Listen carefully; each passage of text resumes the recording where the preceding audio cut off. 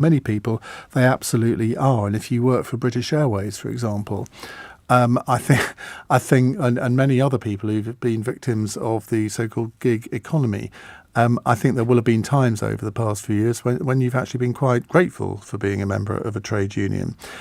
But when I was growing up in the 70s, I mean, it was as if the trade unions were part of the government of the country. And then after Margaret Thatcher's trade union reforms, obviously their power diminished, the membership has gone down, although there has been, I think, a slight revival in the last couple of years. So we've had quite a few trade unions on in the last year. Dave Ward from the Communications Workers Union, he comes in reasonably regularly. We've had the new leader of Unison in, and we did the debate between the different leadership candidates, or most of them, for the Unite General Secretaryship. So I thought we'd do something different today. We've got Frances O'Grady with us, somebody who you hear a lot on LBC. She's the General Secretary of the TUC, and she's going to be taking your calls over the next hour. And of course, the number to call 0345 6060 973. Frances, welcome. Have you done a phone-in before? No. You've been General Secretary for 10 years and no one's invited you to... You see that? No, listen, thank you for that invitation. I'm looking forward to it, I think. Well, yeah, most people do, they think, but it usually goes okay. Look, let's get back to basics, because I think there will be people listening who think, well, what is the TUC? What does it actually do? And what does your role involve as General Secretary? So let's start from the basics of the job. So the TUC is the umbrella organisation for unions in Britain. We're the unions union. We've got nearly 50 of them. And as you quite rightly said, our membership is growing. And it's been growing over the pandemic. But for the last 4 years, we've seen people turning to unions because they're fed up with not having real pay increases. They want to feel safe at work. They want learning and education opportunities. They want a voice, and that's what unions are there for working people on the ground, all walks of life, from footballers to factory workers, actors, teachers, you name it, nurses. We represent them. And just to say, I'm not at all complacent about our membership, because apart from anything else, our chances of winning a better deal for working people depend on growing and being stronger. That's what makes us strong. But on the other hand, I'm always conscious that the trade union movement is the only movement that's described in Britain as, where its relevance is questioned. Well, we've got nearly 6 million working people in membership. That's a big democratic movement. And that's what, 20% of the workforce? And we're growing, and we've got to grow for sure. But I think a lot of people are seeing the difference that unions can make, because in the end, unlike governments, we're tested every day of the week. If we're not winning for working people, then what's the point? Does it frustrate you that your predecessors back in the 70s and early 80s kind of gave the union movement a bit of a bad name, and therefore the influence of the union, of individual unions, and indeed the collective TUC is less than it might have been had that not happened? Well, I was only a teenager in the 70s. Well, me too. And I also like to remind people that, of course, the 70s was Britain's most equal decade in terms of the gap between the top and everybody else. And it was also officially our happiest decade. Was it? Yeah, according to official analysis. So, I'd love to know what the definition was then. I guess, well, we all have different views on fashion and music, but I think there was something about people feeling like they had a bit of dignity on the job, that they would be listened to, that if for the most part, unions are doing deals with employers week in, week out, and we have good relationships in motor manufacturing, all sorts of areas. But when an employer does something that is unfair and refuses to compromise, then it's important for working people to stick together, and that's the only way you'll get that fair treatment you deserve. Is it the Trades Union Congress or the Trade Union Congress? Yeah, because there's more than one. Right, okay, because I think I always say the Trade Union Congress. Are you associated with the Labour Party? The TUC is not affiliated, but I never hide the fact that obviously our history is that we were a key player in creating the Labour Party, because, way back then, people realised that yeah, of course we could make a difference for working people, but we also needed working people to be represented in Parliament, and of course they weren't. And I've just been writing a little piece about Margaret Bonfield, who was the first female cabinet minister in this country in 1929. Yeah. And of course, she grew up in a very poor family. She eventually became, I can't remember the name of the union, but it was a sort of retail related shop workers union. Yeah. And then went on to become a Labour cabinet minister. And I think people's traditional view of unions is that that most of the members are men. I mean, and probably that was the case in the past, but it's interesting that women have always been able to sort of break through, and that there always have been, I think I'm right in saying, always have been female trade union leaders. I mean, I remember Brenda Dean, leader of SOGAT back in the day. Yeah. And of course, you then became the first female general secretary of the TUC, and that was seen as a bit of a breakthrough. It was. It took, we didn't rush it, did we? But so, and I'm so pleased to see kind of women leaders of our biggest unions now, Unite. Yeah, they're all women, aren't they, more or less? Well, not enough. We're still not there, but my goodness me, progress has been made. And that's only right because over half of our membership is women. And I'm a great believer I didn't know that. That, we should be representing people in all walks of life. And we should make sure that we look like the workforce we aim to organise. So, it's a real boost to me to see more women taking their place in leadership at every level, not just at, general secretaries, but reps in the workplace. Absolutely critical for us too. We've talked in the recent past about your role in the pandemic, where you've probably been closer to government than you have been, ever since you've taken on the job. What's it been like working with government during the pandemic, trying to get the right things happening? Have they listened to you in the way that you would have wanted them to? Well, it wasn't just me, and I'm very conscious that nobody would be talking to me if it wasn't that I'm there to represent the trade union movement and working people. But I think this was a decision, if you like, of our elected body, the General Council, our executive, that we had to step up during the pandemic. This was a national crisis. Nobody knew, if you remember at the beginning, none of us knew where this was going to lead or just how bad it was going to be. That we were representing key workers in the NHS, in education, posties, people who were carrying on going to work, engineers in our energy system, critical services for the country, that we had to get the health and safety right to make sure that people were safe, and critically that we couldn't just see a return. And this is my personal memory of the 80s, is mass unemployment and the damage that did.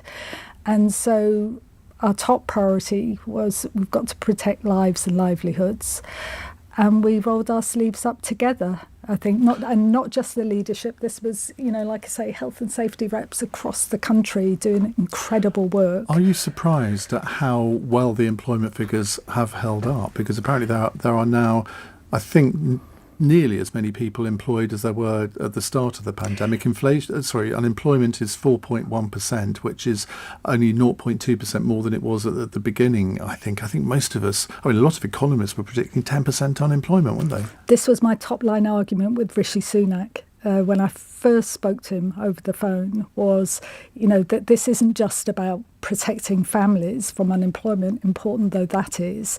This is about the economy being able to bounce back faster. And all the evidence, because again, people don't always know that we're part of an international movement, so we have ready access to exactly what's going on in other countries and can learn from their successes and mistakes.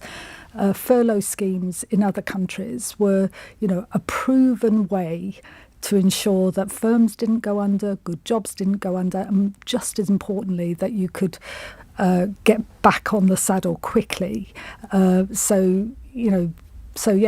feel proud of the union movement for having done that. It wasn't perfect. We didn't get everything we wanted, but my goodness me, 1 in 3 of the workforce, at its peak. Did you ever think that a Conservative government would intervene in the way that it did? Because it was all done quite quickly, wasn't it? It was done very quickly and very intensively. A lot of phone calls, a lot of meetings, and including in the Treasury. I think, if I'm honest. I said at the time I did give credit to the Chancellor, that he was open. He wasn't prejudiced against if he could see a good idea, he was prepared to pick it up. We'd published a report. I spoke to him within hours, I think, of publication of that. We literally went through it page by page, and then had a series of meetings and so on afterwards. So I did give credit to him at the time. I have to say I'm disappointed that maybe we're not getting the same hearing on some of our ideas for what happens next, because I think this transition period, which we all hope it is, from pandemic to endemic, still going to be tricky, still going to be volatile. People will still be, I know, people are still feeling very insecure, worried about the future. And I think the trade union movement has got some great ideas to steer us through this next stage, hopefully to good green growth with decent jobs. Well, that's going to be, I think, the final question from me. You're going to get much more difficult questions from our callers. They're coming up in a moment. 0345 6060 973. If you'd like to talk to Francis, you might want to talk about fire and rehire. It's something that we've talked about a lot on the programme over the years. But what do you want to see, not just from the TUC, but somebody wants to ask me a question on unions. They want to know what... which union Bill you're in. says, what union are you in, Iain? Well, believe it or not, when I first started out in journalism, I was a member of the National Union of Journalists. And so you should be. I was. Let's sign you up again. No, you should join. You should join. Should I? Okay, yeah, well, brilliant union. Another brilliant woman leader, by the way, Michelle Stanistreet. We'll have to see how you can whip me into line, going back to the previous discussion that we had in the last hour. Right, let's go to your calls. Ben is in Haringey. Hello, Ben. Hello, Iain. Hi. Yes, I wanted to ask her how can the trade union membership be improved and bring it back to a level it was before in the old days. What was the highest membership? Was it about 12 million, something like that? It is, but we're sort of comparing apples and pears because, of course, we didn't have to keep membership records and report and account in quite the same way we do now because we're very tightly regulated.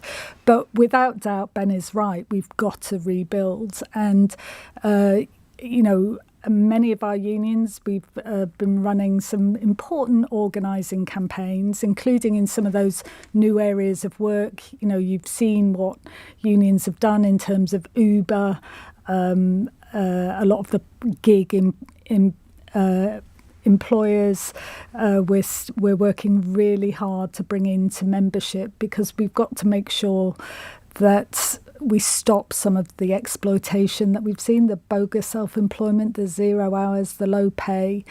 But there are plenty of other areas as well. I want software engineers. I want Google employees to join. I want, to make sure that we're keeping pace with the modern world of work. Do you find that the old image of unions still sort of is a bit of a dead weight for you? Because when I've spoken to Dave Ward about why people should join his union, he says, well, look, people imagine that we're always on strike, that we want outlandish pay rises. What they don't get is all of the other benefits that they get from joining a union, all the other things that we provide for them. And nobody really ever talks about those. And I think we've got to do a much better job of explaining to people the difference it makes. The evidence is very clear that if you are organised in a union, you're much more likely to get better pay, better health and safety, better training opportunities, work-life balance. It's all set out in black and white. The evidence is there, but maybe we're not getting that message across. And the other thing we always teach our organisers as well is that we have to listen more, including the likes of me, a little less gobby, a bit more listening to why it is, what it is at work that people want to change. And it's amazing when you do listen to people, it's not always what you think it is. So it's not always about pay, important though that is. It's very often about a bit of flexibility at work, a bit more respect, people worried about bullying, all sorts of issues that people want to see changed and can change it if they join together in a union. Just related to Ben's call, Peter in Guildford has sent in a text. If you want to do that, by the way, you can do so 84850. Could I ask Francis what's being done to launch a campaign to increase union membership? Well, that's similar to Ben's question. He says trade unions are essential in order for us to have a civilised society, and therefore I feel they need to have a massive membership drive to make people aware of their rights and campaign against 0 hours contracts and the gross inequality in this country. I have a lot of respect for Francis because she seems to genuinely want a fairer society. Also, in the light of a Tory MP crossing the floor to Labour, does she think that Labour should let Mr Corbyn, a socialist, back in as a Labour MP? Are you going to dodge that one? I'm not here to speak for the Labour Party. No, but you can speak for yourself. I wouldn't want them telling me what to do with the TUC's rules and how we apply those, and I don't think it's right I comment on that. What I do know is I think, Labour is always going to be a broad church, and maybe Labour needs to concentrate a bit more on what people have in common rather than the differences, just like in any other part of our lives. But Peter, I think, is a good point here, because I don't remember, maybe these campaigns wouldn't be directed at me, but I don't remember a great billboard campaign, for example, saying, join your union, this is what you get out of it. Isn't that the sort of thing that you need to do? A real nationally expensive billboard campaign. I'm up for that. Because, of course, Global have lots of billboards, which I'm sure they'd be happy to sell you. Yeah, and look at what we were doing over the pandemic. Again, like everybody else, we had to go big time online. Our high point was one of our unions holding a Zoom meeting with 500,000 people on it. That must have cost a bit. No, it didn't. That's the point. 500,000? 500,000 people, nearly 500,000 people on a single call. Now, I think we've got to find new ways to organise, but I also believe there's no substitute in the end for face-to-face and the recommendation coming from other workers. So, all of us have got to be organisers. So we've got to do our bit. And I agree with you, if we do a major publicity drive, I'm up for that. I'm up for doing more on digital, but it's also like all of us taking that responsibility to sign up our families, sign up our workmates, and that's the way we win a fair deal. And as you mentioned, fire and rehire, 0 hours, bogus self-employment. And it's not just, by the way, not just delivery drivers. We've seen that spread in areas that surprised me, like education and so on. We might get a call on that. So let's Ben, thank you for that. Let's go to Michael in Ellesmere in Shropshire. Hello, Michael. Hi, Ian. Thank you for having me. Yes, I'd like to ask about foreign labour and immigration, if the union has something to do with it. Some people think that foreigners might undermine the labour market. Could, the union kind of swoop in and ensure that they have good conditions so that, British people don't get undermined, so that, some sharp businesses don't get people in who work for £4 an hour? Because I believe if everyone had good conditions, then British people wouldn't be undermined and the labour market wouldn't suffer through immigration. Well, Michael, I'm with you. I think, our starting point as a trade union movement is it doesn't matter where you come from, what your background is, what your race or religion is, everybody should be entitled to decency and dignity at work. And that's our best defence. Because I tell you, if employers can't find cheap labour from overseas, then they'll find cheap labour from young workers, or, as we've seen, unequal pay for women workers. The bad employer will always try and find cheap labour. So our best defence is our own organisation, but we also need fair laws. If we've been going on about 0 hours and fire and rehire till we're blue in the face. When are we going to get the minimum standards that a government should introduce to make sure that the decent employer isn't undercut by the bad as much as dignity? There are a lot of laws that do protect people, but it seems to me that they're not being implemented. You look at the number of prosecutions over the years. I think there have been more recently, but the minimum wage came in 1998. I think by 2012 there have been 2 prosecutions, and you think, well, how can that be? And then we see these sweatshops in Leicester We know it's going which on. were exposed in the pandemic. Now you think, well, if the government aren't rooting these out, which you think, well, that is part of the government's role to do, isn't that something that you ought to be? I mean, trade unions must have known that these were going on. Why has nothing been done? It was trade unions that exposed them. And, same in Sports Direct. Nobody would have known about what was going on inside Sports Direct or Amazon if it wasn't for trade unions, frankly. So, but I absolutely agree. Individual rights aren't worth the paper they're written on unless you've got strong trade unions to enforce them, and a strong wages inspectorate and health and safety inspectors. But you also need, you need a deterrent. And if people feel they can get away with flouting the law, the bad ones will. But these Leicester Square, I'm sorry to concentrate on those, but those are the ones that were in the news last year. But there must have been workers there who blew the whistle, but nothing was done about it. And I mean, I don't even know if they've all been closed down now. Well, you take health and safety during this pandemic. We have been knocking on the door of government constantly with photos, evidence, testimonies, and yet only one prosecution of one employer for flouting the COVID safety rules over the whole pandemic. How can that be?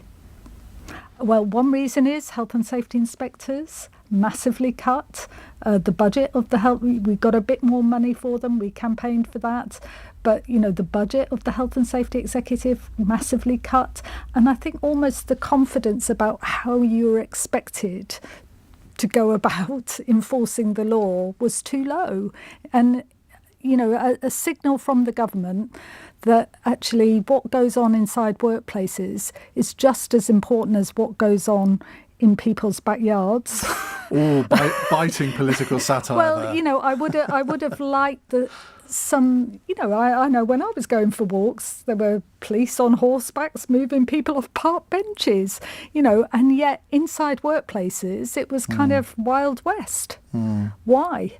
And that was that wasn't just about individual health and safety. That was about a public health threat where people were getting infected because there was no social distancing, no masks, no proper PPE, and taking it home on the bus and home to their families. OK, Michael, thank you very much for your call. We'll take more of your calls in a moment with Francis O'Grady, General Secretary of the TUC. It's 8:30 on LBC. Here are the latest news headlines. LBC, text 84850. 8:33, we have an anonymous text here. Do put your first name on a text, it always helps.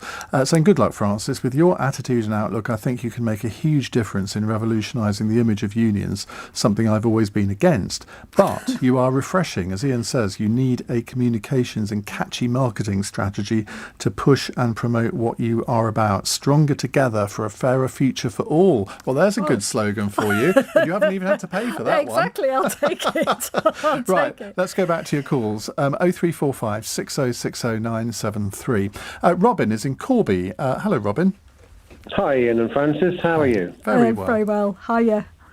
Yeah, good. I set up, went through the courts and set up a union for foster carers because foster carers very often feel victimised and abused a little bit by social services, although they do a very good job looking after children who have come from not so good circumstances. Now, I need to know, or I need some help, with how to make foster carers feel as though they're not going to be victimised if the social services that they work for suddenly find that they've joined our union. Because a lot of them are very fine. We've had that intimated several times. We don't want to join a union or an association run for foster carers or anything like that, because if the social services or the agency we work for finds out, they're going to discriminate against us. So that's the ball's in your court now. Explain how we're going to do that. Well, Robin, first of all, it would be completely against the law if anybody was victimised for exercising their right to join a union, because that is a right that all of us have. But I understand that, people can sometimes feel worried that it, they'd be marked down even if they weren't sacked, as it were.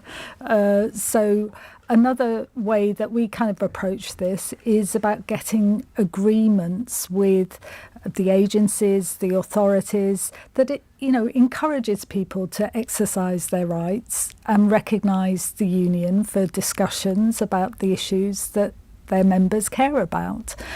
So I think that's why we're always looking to get agreements with employers, but also, agencies and authorities as well. We do what we call framework agreements, big agreements. Like when we had the Olympics, we had a framework agreement with the Olympic Delivery Authority, the mayor, and so on, so that everybody would send that signal together that it's a good thing to be in a union, and we're setting minimum standards for how working people should be treated.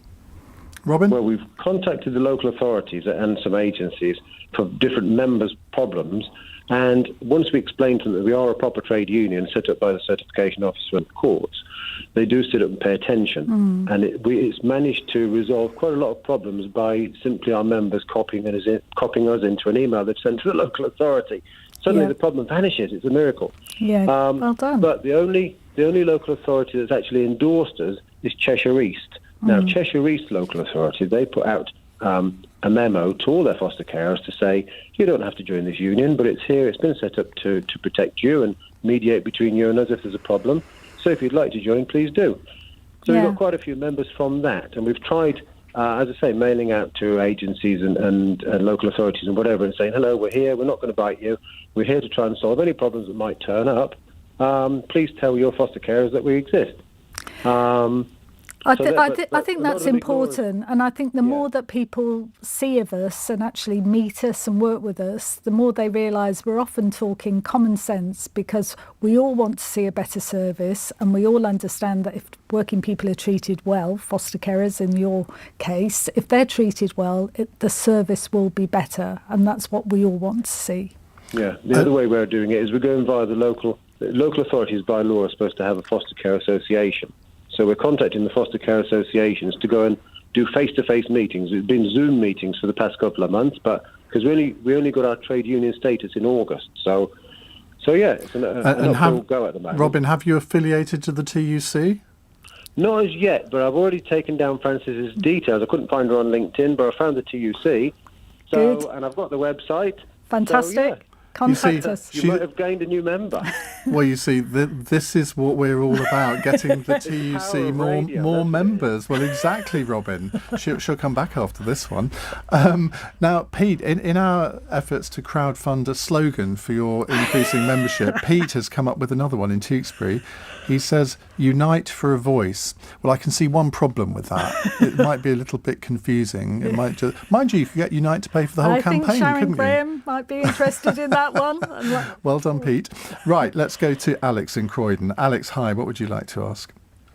Oh, hi. Hope you can hear me clearly. Yeah, more or less. What would you like to say? I'm a member of another union, and I just learnt today that this other union were furloughing their cleaning staff. I work in the school as a cleaner, and the cleaners were being furloughed. Is that Furlough's the case? finished, hasn't it? How can they be furloughed? What, you mean under the government's furlough scheme in the pandemic? Yeah. That scheme doesn't exist anymore. Okay. But I just wanted to get information, or to confirm this information that the cleaners were being furloughed, or had been furloughed. Might be worth just getting in touch with the union and asking them if it's something you're interested in. I'd encourage you to look them up on the website. Every website has a contact number and a contact email, and or get in touch with the rep and ask them. Okay. All right. Okay, Alex, thank you very much. Terry in Wakefield says, what can I do if my employer doesn't recognise a union? I work in the media. Well, it's a shame that they don't recognise a union, and of course there is a legal route that unions can go through to get that recognition, but I recognise sometimes you're in that in-between stage where there's a few of you who are members and you're trying to build up that membership. So, again, I'm very sensitive to the fact that sometimes in some areas people don't want to shout about being a member of a union because of that worry that was spoken about before of an employer picking on somebody, although they'd be in trouble with the law if they did. But I think it is that kind of issue of trying to build up the presence. The more that you talk to your workmates and encourage people to join, the more likely the employer is to listen. And of course, in some places, when we're in that in-between stage, we get employers who are prepared to talk to us about some issues, at least, like health and safety at work or, equalities. And that's like a kind of foot in the door, because maybe they sometimes need to realise we don't have two horns. We're practical people who just want to make working lives better. Thank you very much for that, Terry. Let's go to John in Edinburgh. Hello, John. Hi there. How you doing, Ian? Thanks for taking the call. And hi, Francis. Hi, John. I really like what you've been saying tonight. I just wanted to ask that I don't know if it's an easy question to answer, so apologies. But I was wondering if there's any way to depoliticise, the way the unions work. And the reason I ask, just to kind of contextualise it, is that I live in Scotland, in Edinburgh, and I, for the last 7 years, haven't voted Labour, I voted SNP. And one of the reasons that I've done that is that I was a big supporter of equal pay for women in our councils. I'm a member of COSLA, and in Glasgow, we had a situation, so not too far from where I am just now, where that the council had not been paying women equally for the roles that they were doing. And at the time, that was knocked back by Richard Leonard, who was then in charge of what was happening there, who then went on to be leader of the Scottish Labour Party. And it ended up being under the SNP government that they ended up paying women equally. And Glasgow Council, which is now SNP, is really struggling for cash as a result. But the unions, by and large, are still really Labour-centric. And I find it a really strange situation, which is maybe not across the whole country. I appreciate it's a different situation in Scotland. But there's this huge divide where the unions are so entrenched in Labour that even when Labour does something wrong, which that really, really was, not paying women equally, and the leader of the Labour Party being implicit in that, so wrong, that you can't move away from it. And I wonder what your opinion is on how that can be resolved. Well, it's obviously we represent all unions. People sometimes forget that the majority of the unions in this country are not affiliated to any party. But obviously some of the big ones in particular are, and those links go back generations. But I think unions are sensitive to the fact that, again, while the evidence is that union members are still more likely to vote Labour than average. Are they? They are. There's still a markup. Because if you look at the last election result, 47% of working class people voted Conservative, 32% voted Labour. I'm talking about union members. So there is a markup. People are aware of the values, aware of their union's recommendation and so on. But I think unions are sensitive to the fact, whether they're affiliated to Labour or not, that we have people from all political persuasions in our membership, mainstream political parties in our membership, including, of course, the SNP and the Conservative Party and every other, mainstream party. And so, people, I think the way that we resolve it, for me anyway, is about a really strong focus on our priorities for working people. And, certainly from a TUC perspective, we try and knock on the doors of politicians, whoever's in government, we want that fair hearing. So in Scotland, of course, that would be the SNP. You've got a very able leader who I'm sure you'll know, Ros Foyer, leader of the TUC. My goodness me, is she effective in opening doors and putting our case. And equal pay for work of equal value. Goodness me, 21st century, we're still fighting to get equal pay for women. Is going to be one of the things that we really care about. And again, regardless of the colour of the government in power, we've got to put our case for a fair deal for working people. So, as a union member, as you know as well as me, every union member gets a vote. Every union member gets to decide who represents them in the union. We're democratic organisations, and in the end, we have to go with the majority decision and decide which union we want. John, quick word from you. No, I think that's a really fair answer, Francis. I know it's not an easy question to answer. Things don't change very quickly. I think the problem is not so much the unions. I think the political parties are headbanging so much of the time, and we're looking at that cyclical nature, 4 years only, 5 years at most. And the unions go on, as you mentioned yourself, it's generations. But we have to, I think something in the union leadership needs to be cognizant of that and actually push that, say, look, we're not beholden to you. We're actually stronger than you as a political party in many respects, and we need to be able to say, if you're not going to do it for us anymore, we will move here, we will move there. And I feel that that's maybe what's been lacking a little bit. But no, I really appreciate you taking the time to answer. John, good to talk to you. Thank you very much indeed for your call. We'll be back with more calls in just a second. It's 8:47. This leading Britain's conversation. Iain Dale. Tweet at LBC. It's 10 to 9. Karen Kehoe on Twitter says, if I were to list the women my children should listen to, apart from me, Frances O'Grady is top of the list. Common sense, compassion and a cool head. Absolutely love her. Are you aware of being a bit of a female role model? No. Well, you are, because, No. I mean, you inevitably are by the position that you hold. I tell you what, I get huge encouragement from women and men, because you'll know any job, any leadership job in any walk of life can be sometimes, you have your highs and you have your lows. Well, you're there to be shot at, aren't you, basically? Sometimes. Yeah. And, I really do appreciate that encouragement, because we are all human. And, and sometimes... Well, that's a revelation. Trade union leaders human. Shock horror. Right. Jacob in Clapham says, Usdaw have declined to comment on IKEA and others reducing sick pay for unvaccinated workers, as was reported by Andrew Pearce on LBC last week. Is this what a union should be doing?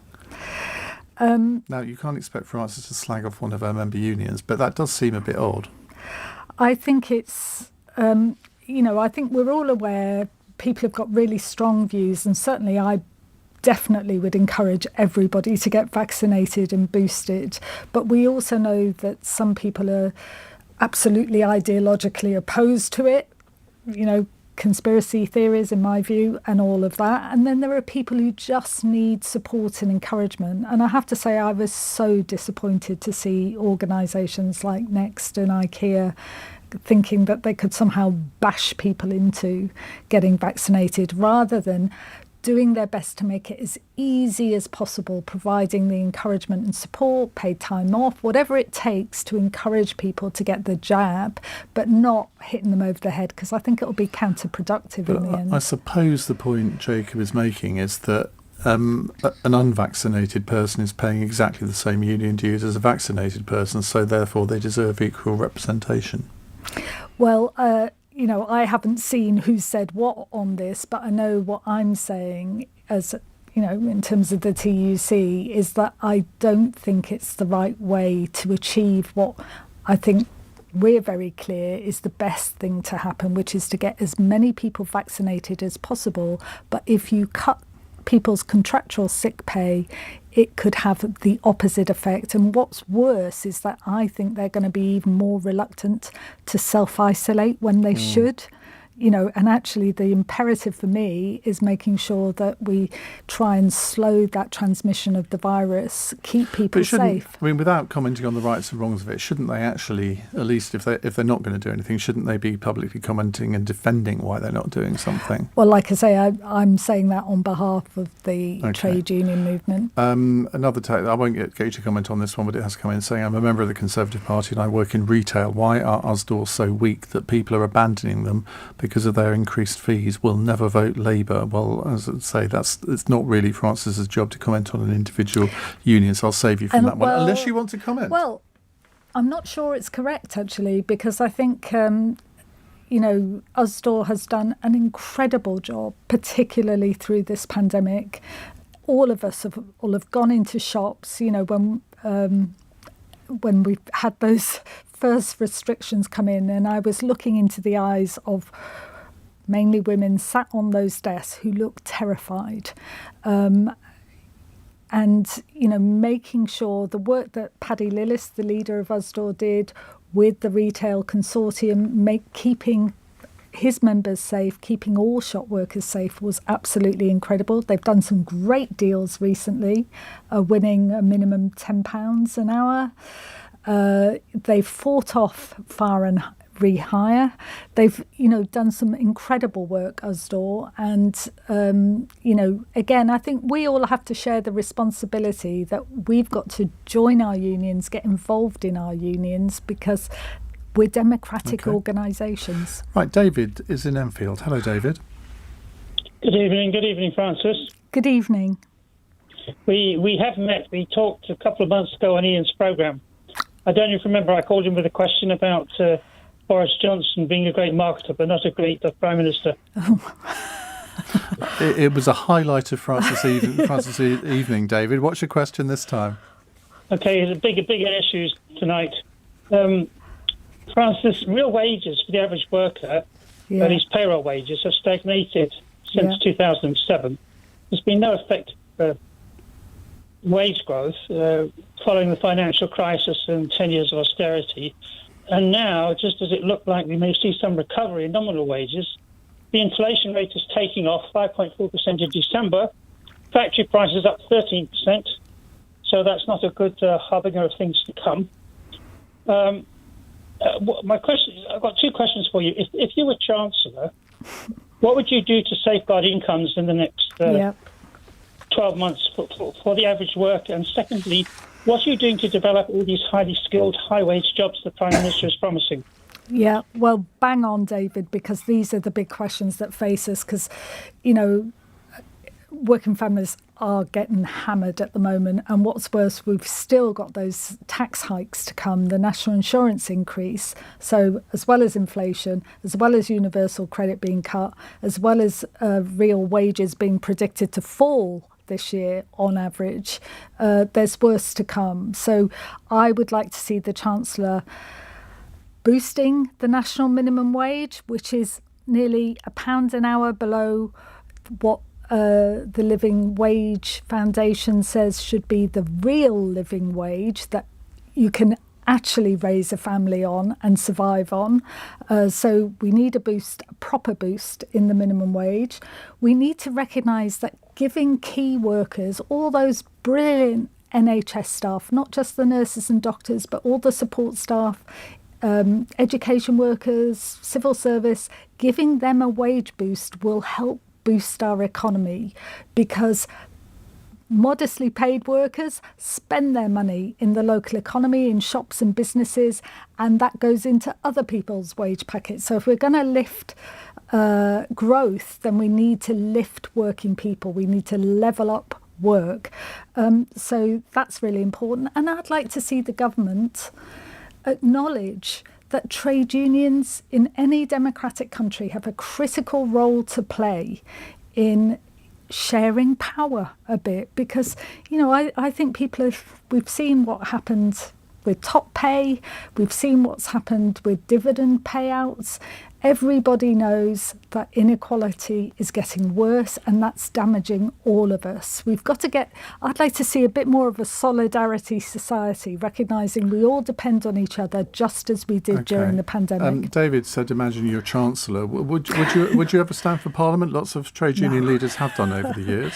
No, I made my choice a long time ago that I was a union rep.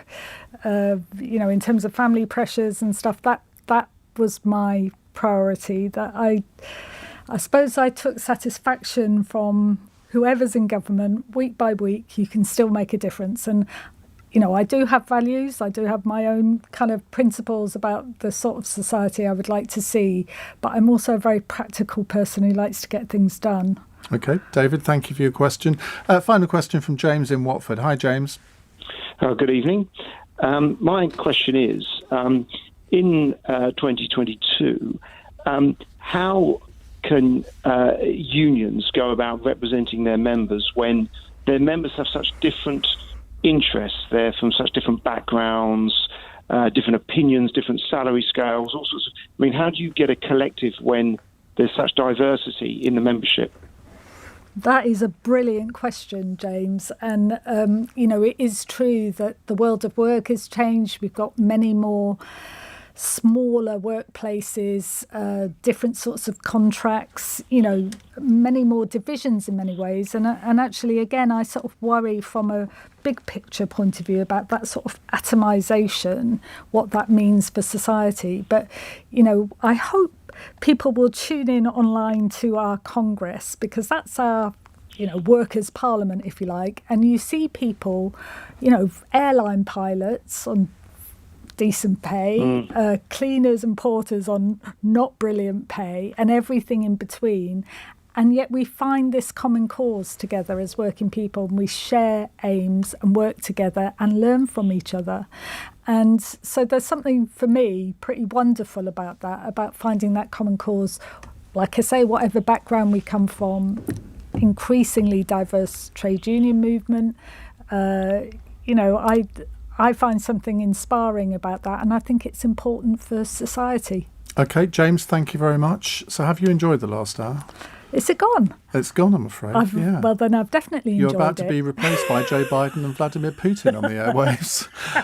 Look, we would love to have you back again a little bit later in the year, because I think we've had a lot of nice comments on the last hour and what you've been saying. So hopefully you'll come back a little bit later in 2022. Thank you very much for the invitation, and I've really enjoyed talking to your callers. And if you've missed any of this, we will put it up on YouTube tomorrow, because I don't think we were streaming it live, but people have really enjoyed it, Francis. Thank you very much indeed. Right, in the next hour, we are going to be talking about the fact that UK's President Volodymyr Zelensky has hit back at comments made by his US counterpart Joe Biden about a minor incursion by Russia into his country. Biden has suggested that a minor attack might bring a weaker response from the US and its allies. Is Joe Biden the new Neville Chamberlain? 0345 6060 973. It's 1 minute past 9. On your radio, on Global Player, and Play LBC. Leading Britain's conversation. This is LBC. From Global's newsroom at 9 o'clock. The Prime Minister has denied claims government whips are using extreme tactics to stop a vote of no confidence against him.